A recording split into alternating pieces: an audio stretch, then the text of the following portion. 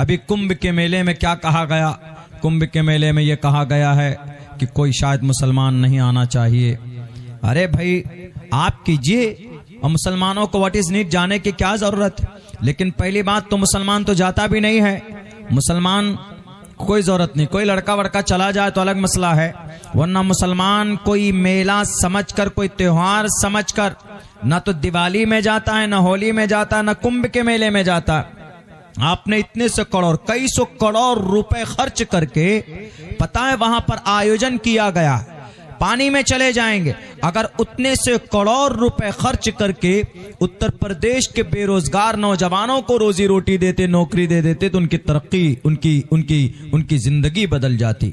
इसी को बोलते हैं क्या ये मनोज मुंतशिर, अरे वो तो खुद ही उसके नाम में उर्दू है, मनोज मुंतशिर शुक्ला, अपने आप को हिंदू बोलता है, उसके अंदर मुंतशिर क्या, लफ्ज मुंतशिर उर्दू है।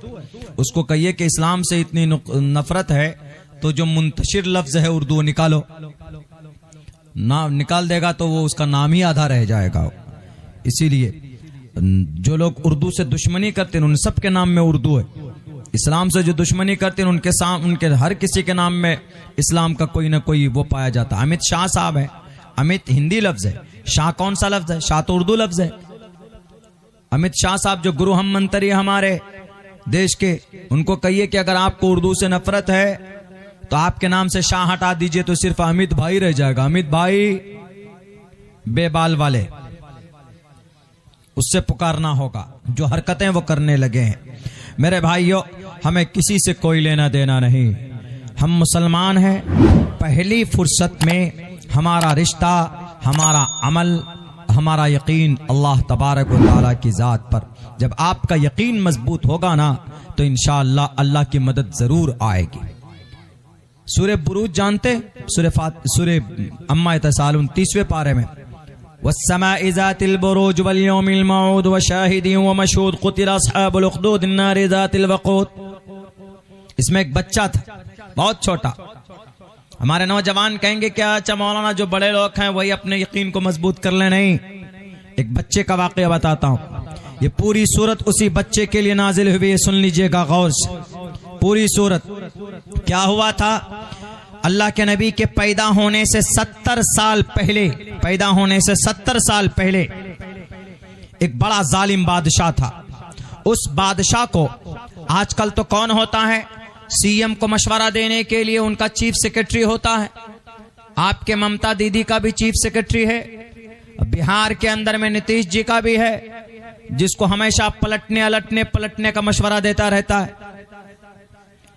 पलटू राम नाम रख दिया उसका, कब किधर पलट जाए। खैर वो संविधानिक है, असंवैधानिक नहीं है।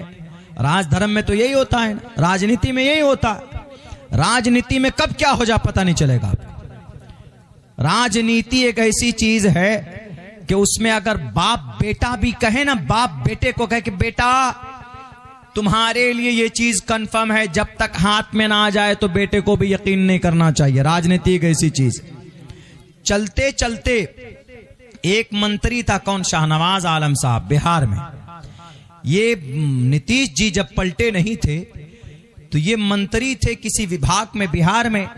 तो ये दिल्ली से फ्लाइट में बैठे, उनका इंटरव्यू में है, वो दिल्ली से फ्लाइट में बैठे मंत्री बनकर, और दिल्ली से पटना पहुंचने में 1.5 घंटा लगता है। इसी 1.5 घंटे के भीतर नीतीश जी पलट गए। नीतीश जी चले आरजेडी में।